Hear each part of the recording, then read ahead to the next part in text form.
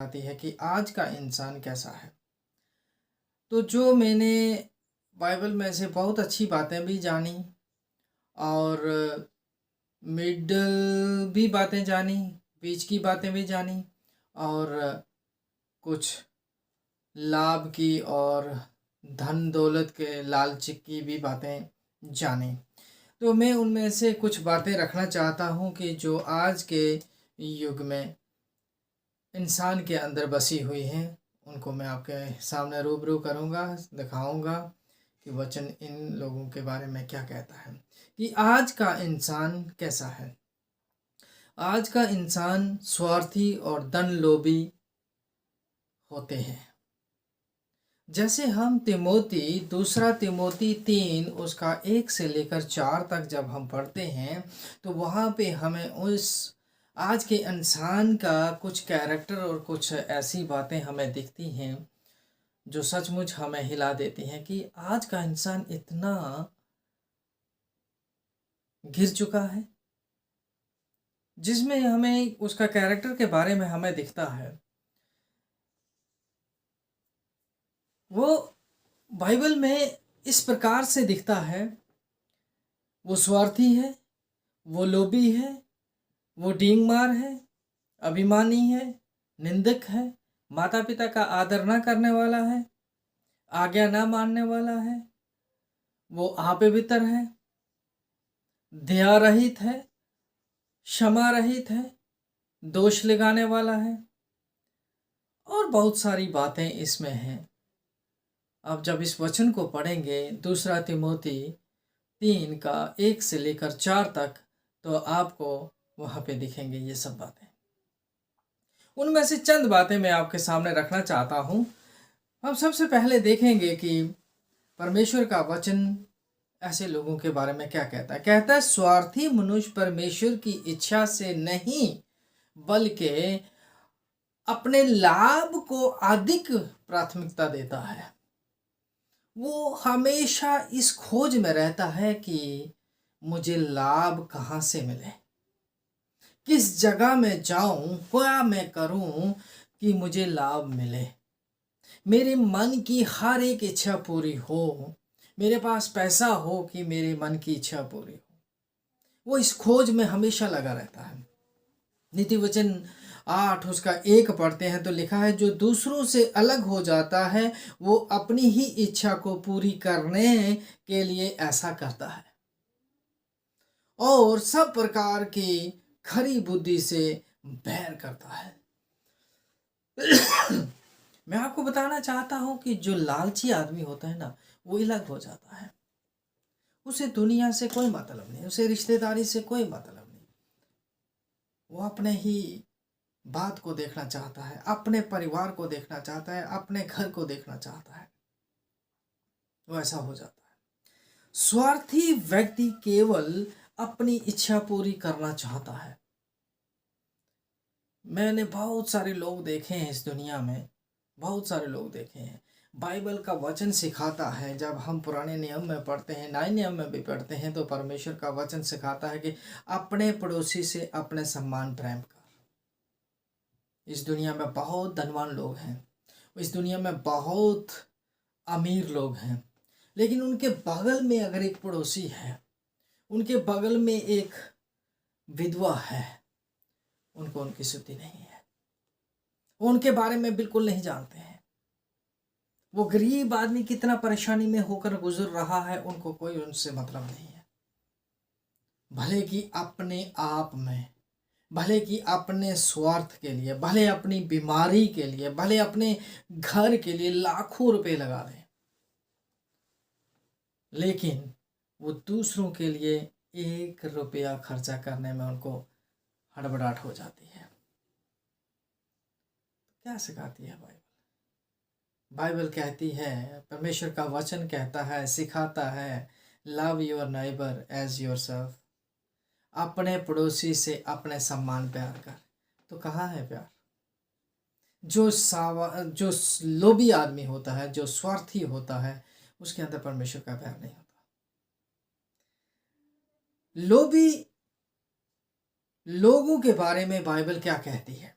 कहती है पहला तिमोती 6 उसका 9 और 10 कहता है, पर जो धनी होना चाहते हैं वे ऐसी परीक्षा और फंदे में और बहुत सी व्यर्थ और हानिकारक लालसाओं में फंसते हैं जो मनुष्यों को बिगाड़ देती है और विनाश के समुद्र में डुबो देती है। क्योंकि रुपये का लाभ सब प्रकार की बुराइयों की जड़ है, जैसे परंतु करने का प्रयत्न करते हुए बहुतों ने विनाश या विश्वास से नाना प्रकार के दुखों को मोल लिया है। मेरे अजीजों, सब कुछ यहीं रह जाएगा। जब हम पैदा हुए थे किसी ने हमें कपड़े पहनाए थे, किसी ने हमें नहलाया था, और जब हम जाएंगे इस दुनिया से तो कोई हमें कपड़े पहनाएगा और कोई हमें नहलाएगा। इस बात को याद रखिए।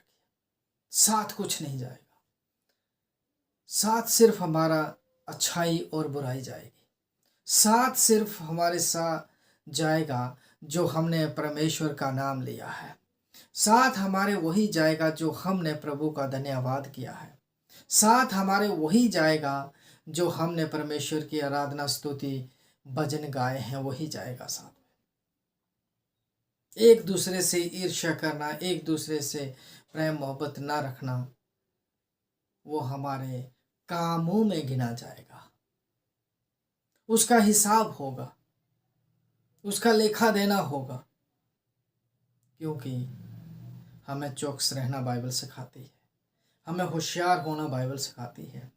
धन का लोभी मनुष्य पाप और विनाश की ओर सब प्रकार के लाभ के लिए आगे बढ़ता है। एक दिन वो इन बातों में, इन चीजों में, इस लाभ में इतना लवलीन हो जाता है कि अपना पराया सब भूल जाता है। उसकी संपत्ति की बहुतायत से उसका उद्धार नहीं होगा, उसका कल्याण नहीं होगा, बल्कि परमेश्वर की इच्छा को पूरी करने से जो परमेश्वर की दया उस पर होगी, उससे उसका उद्धार होगा।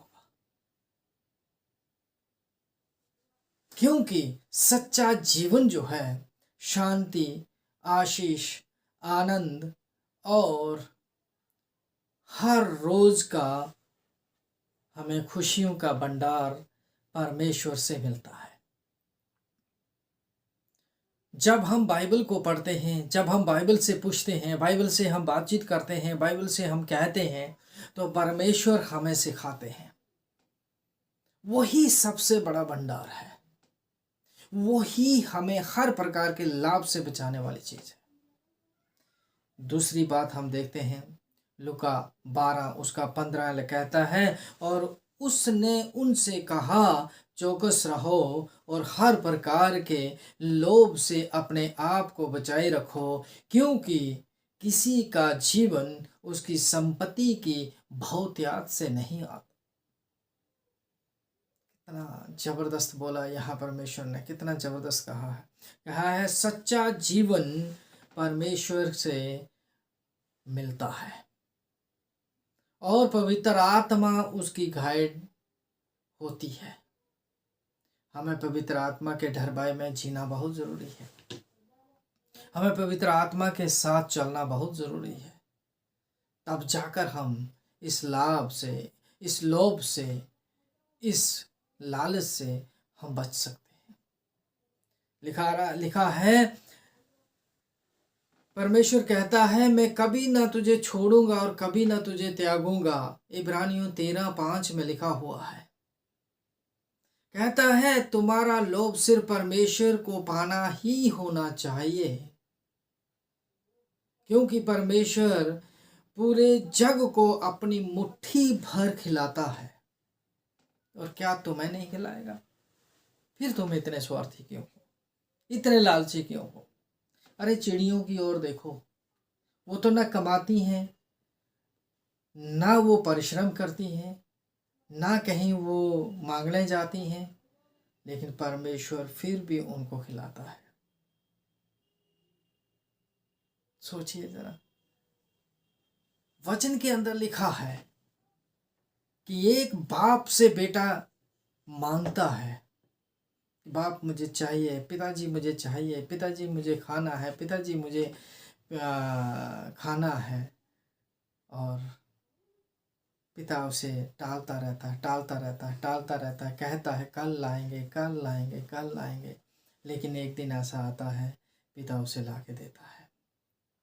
तो मेरे अजीजों, ये बताइए, जो परमेश्वर है, जो कहता है कि मांगो तो तुम्हें दिया जाएगा, वो क्या आपको नहीं देगा? क्या आपको नहीं देगा? वो देगा, वो देगा, हालेलुया, वो देगा। लेकिन शायद आपका मांगने का तरीका, मांगने का जो स्वभाव है, वो कहीं स्वार्थी तो नहीं है, कहीं लालची तो नहीं है।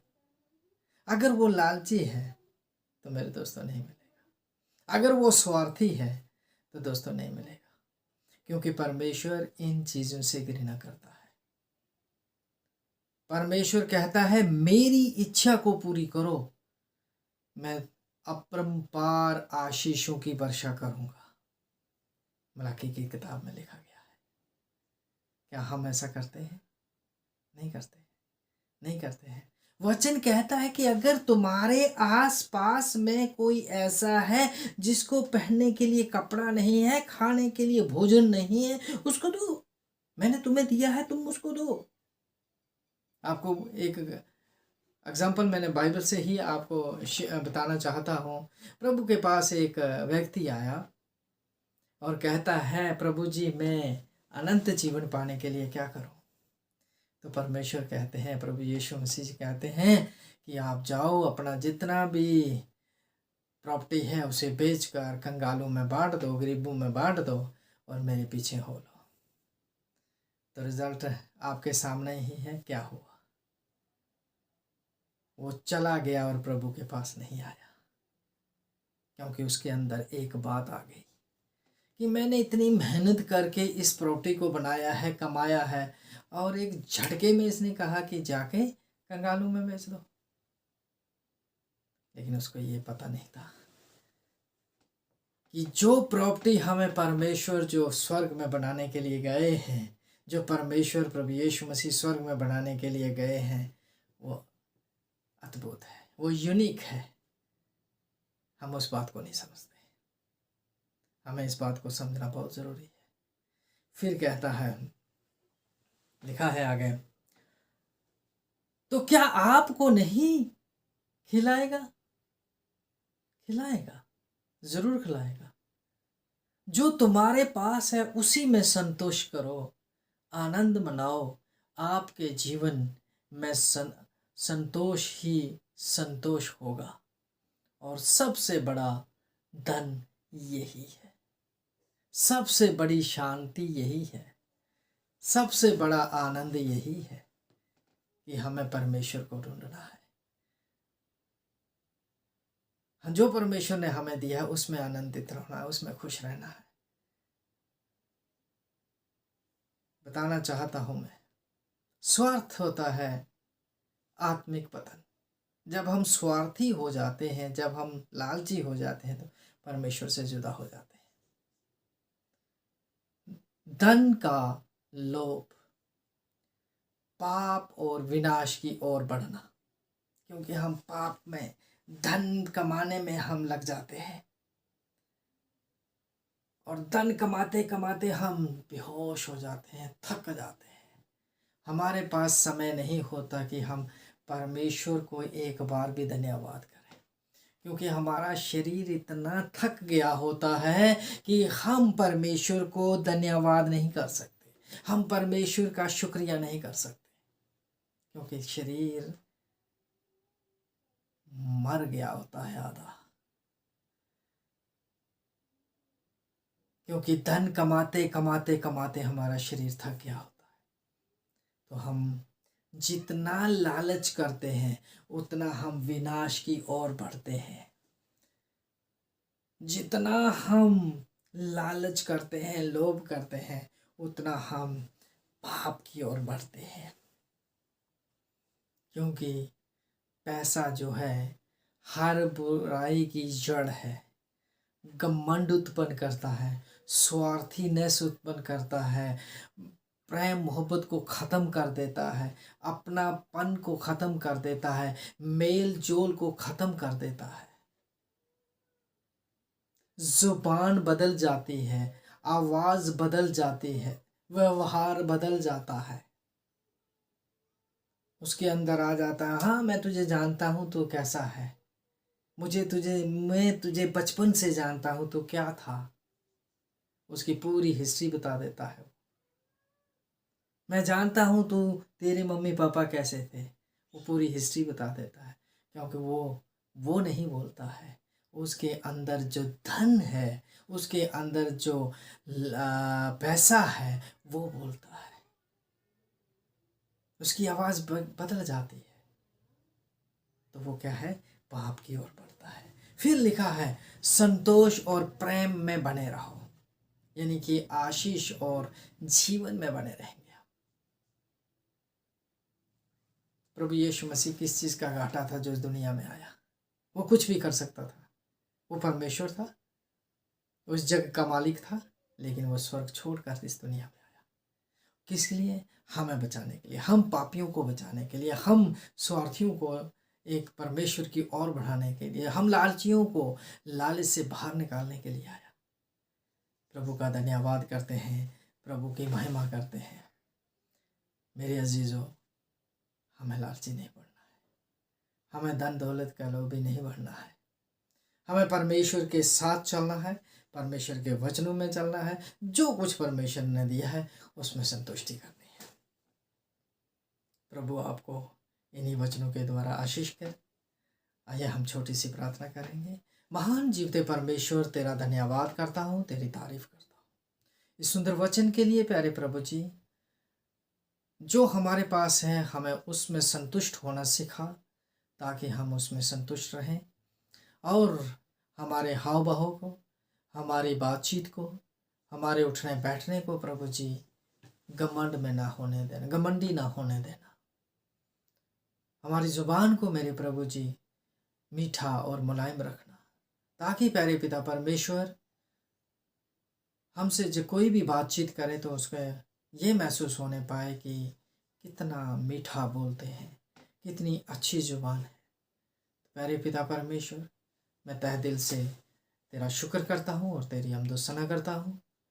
और ये छोटी सी विनती यहोवा परमेश्वर, और ये वचन जो तूने सिखाए मेरे प्रभु जी, उन्हीं वचनों के द्वारा सबको मैं आशीष करता हूँ और प्रार्थना मांगता हूँ, सुन ग्रहण कर। आमेन आमेन। पिता का प्रेम, प्रभु यीशु मसीह का अनुग्रह और पवित्र आत्मा की सहभागिता हम सबके साथ प्रभु यीशु मसीह की दूसरी आगमन तक होती रहे।